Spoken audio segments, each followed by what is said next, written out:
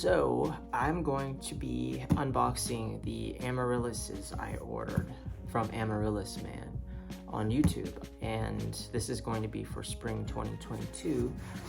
I'm in zone 8A, so these are going to be planted outside in February. I've kind of went through, I haven't grown Amaryllis outside before, and the zoning for Amaryllis is like 8 to 10. I forced a few indoors, but I really want to have an Amaryllis bed. I actually have a design I'm doing for Amaryllis. Behind it I have some beautiful trellises that I got that I'm gonna have some sweet pea growing on, and I'm gonna have my rose bushes behind those. So I really just want to have some really big Amaryllises blooming in front of some trellises. They're pretty well gapped, the trellises, so I'm even thinking I might do them behind it. It depends on how thick the foliage of the sweet pea is. Because I think it's going to be pretty thick, and I want to have a lot of sweet pea, it'll probably be in front or scattered in between. It's 3 trellises and I'm growing 3 sweet pea. Anyway, this is the box right here that I just got. I got 10 of them, and hey sweetheart, I got 10 of them, and I'll show the 10th one. I got that from Longfield Gardens. Apparently, like, I don't know if this was in Holland or wherever, but the crops they had for the Inferno Amaryllis failed this past year, so those people had to get those orders refunded. And you guys want to say hi to Scout? Oh, my little lion face baby. She's just so sleepy today. But these first 9 I have from Amaryllis Man are in this box, and let's get started. I'm really excited about growing Amaryllis. I only found one other person on YouTube in Zone 8A in Texas who's growing hers outside, but I wasn't really, how she was doing that wasn't making a lot of sense to me. Doing this, I feel like with bulbs can be kind of complicated. I'm in this zone where I'm like right on the line of 7B, 8A, and so it's just a little frustrating for me growing certain things, knowing what to do, how to do it well. But what I decided is I'm going to have these Amaryllises just stored in my garage for the winter, in just some brown paper bags with holes in them. Yeah, I did that with Amaryllis last year and they turned out fine. I planted them outside in the spring in containers. They were too young to bloom though. Those were some heirlooms that I had, and this year I'm gonna put them in I think in a different container or in ground and experiment with those and see what happens. But those are heirlooms I got from Florida. And these I'm going to plant out on February 1st, and hopefully they will be blooming, roughly all of them will be blooming in that late March to late April kind of like time range. Oh, she's so furry. There's also the fear of like Amaryllis being eaten. I kid you not, I had an Amaryllis, I had a few Amaryllises planted out last year, and those were the heirlooms I had, and I had dug them all up and decided just to store them in the garage over the winter, and they turned out fine. But beforehand, I think it was like in November, I had planted them, and by December, one of the Amaryllises looked like the top was on the soil, like the others that I had. And it wasn't until I went up and really started kind of messing with it did it just come up, and I saw that the entire bulb had been eaten and had been set down. Either something came from the bottom, like a vole or something, and ate it, or very insidious raccoon or something ate it and then set the top on top of the soil to fool me. I doubt that's what happened, but oh wow, it comes with a little card. Oh, that's sweet. Oh wow, there's cards that you can send. Oh, that's cool. I will be naming these Amaryllis as I show the bulbs, and I will also be showing the pictures of what these Amaryllis are gonna look like on screen.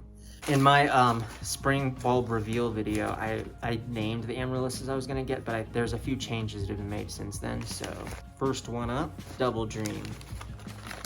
It's a nice size bulb, it's not bad. I'm a little concerned about, I forgot the term for the red spotting that you get amaryllis bulbs get. For my 10th one that I'm going to show you, I actually had to cut into it. It was getting kind of deep into parts of that bulb. I didn't ruin it, and I'll show you that you can go as deep as it did and it'll be fine, but it's good to scrape off what you can of that kind of stuff. I bought a bunch of peroxide, so I have a feeling for all of these I'm going to be bathing them in peroxide before I store them. Yeah, this doesn't look bad. It's not as big as I thought it would be, so it's a little disappointing, but it's okay. I knew the size that they would be. As a matter of fact, on this receipt, it should show me,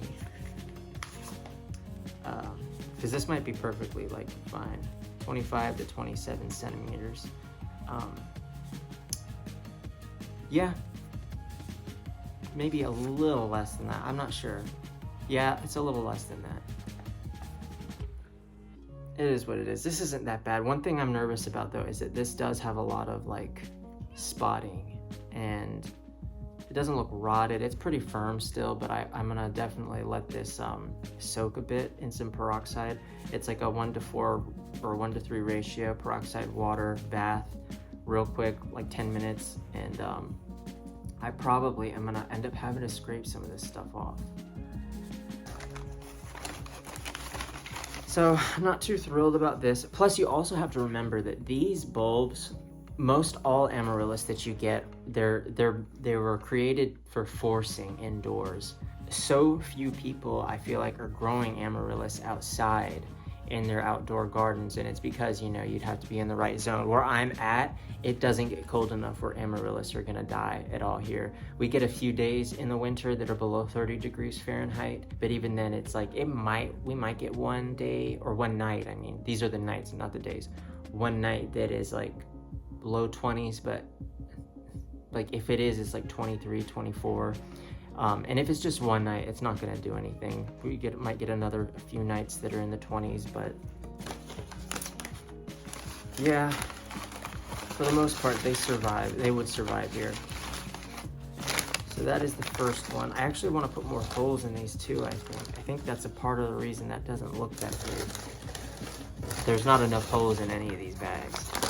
So I'm probably gonna, because there's just 2 holes on the bottom, and that's not enough. This next one is Lemon Star. Ooh, this one looks nice. It's even got a tag on it, which I don't need. One thing I also found out about Amaryllis Man is that these bulbs are outsourced. I thought when I was getting them that they were grown there on his personal farm, and that's why I really wanted to support that, but apparently that's just not the case.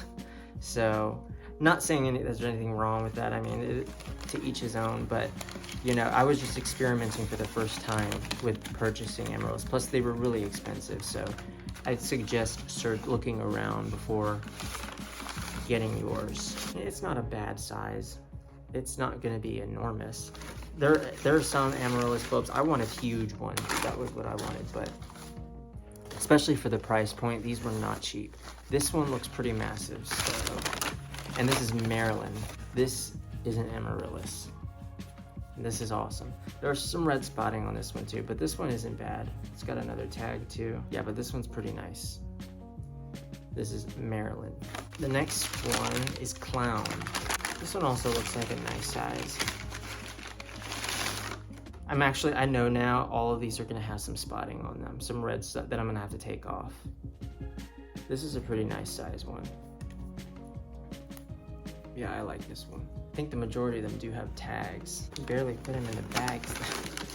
Okay, so this one I'm not too sure about. I don't like this because this is Picasso, but, well, yeah, it's okay. And actually, this is good, yeah. It's just a bit smaller, but it'll still bloom fine. And this actually is a nice bulb. This isn't something I'm gonna have to take anything off. You see some red there, but yeah, this one's nice.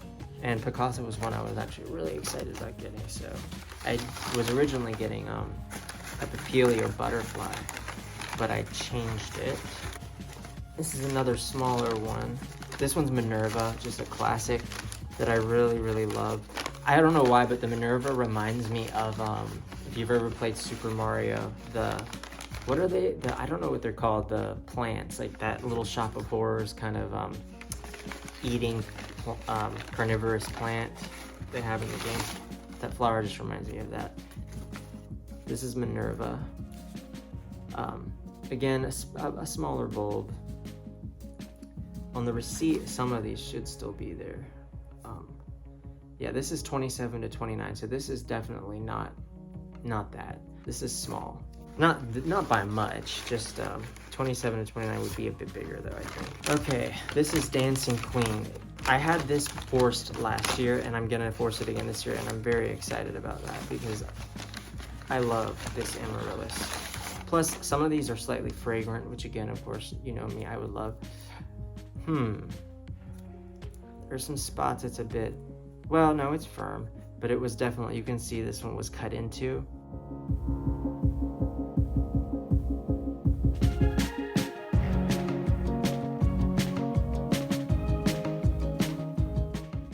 To remove some of, okay, so this is it.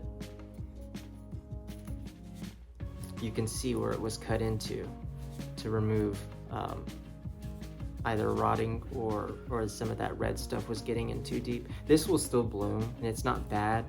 Yeah, this is supposed to be 33 to 35. It is sort of that, I guess. I just really don't like that, but as long as it still blooms. This is just an honest, objective like review of them, the bulbs. They haven't bloomed for me yet. I haven't seen how they've grown. It's a nice YouTube channel. It's a nice guy, Amaryllis man on YouTube. So if anything, I would suggest supporting him. This one is Blossom Peacock. So some brown coming up. This is, again, I like when they look like this. They have those outer layers. It is smaller, Blossom Peacock, and again, 27 to 29. Perhaps this is 27 to 29 centimeters in circumference. I found measuring their circumference and those numbers to be kind of like difficult for me, but it just looks a little bit smaller than that, but it should still bloom fine. And the final one is Naranja. And this one is pretty massive. It's supposed to be 35 to 37, so this was gonna be the largest one out of all the ones I got. And yeah, it does look like that. It looks like that, yeah. Some red I have to scrape off, but this one actually looks really, really nice. And I'm very excited about this one too.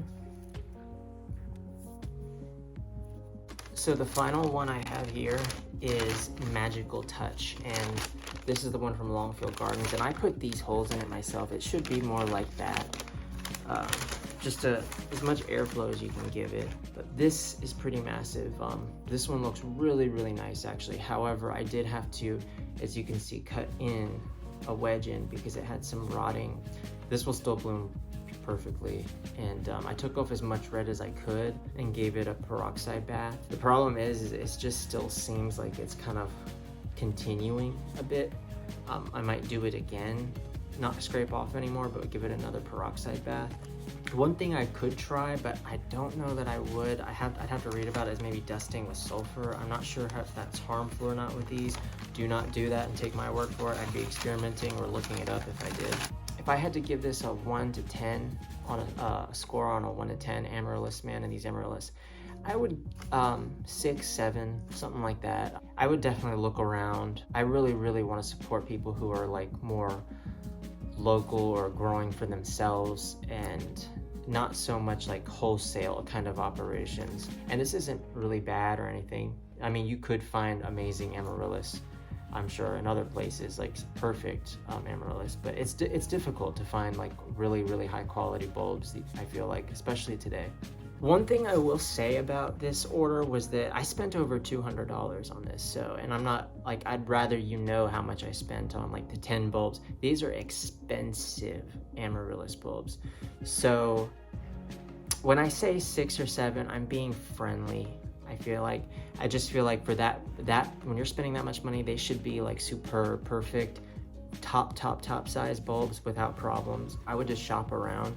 If you're looking to grow Amaryllis or any spring bulbs, really, I've tried with all spring bulbs. I've actually had a lot of trial and error through a lot of different places. I found that local bulbs just typically tend to be too small. Not always, and there's some places even locally that you'll find that do have some pretty nice bulbs, but they're not as easy to find or know about. I know I'm going to make future videos about Amaryllis concerning what it is to grow them outside, because there's nothing on YouTube about anyone growing their Amaryllis outside. It's bizarre to me, but I guess I'd be one of the first. Yeah, that's about all.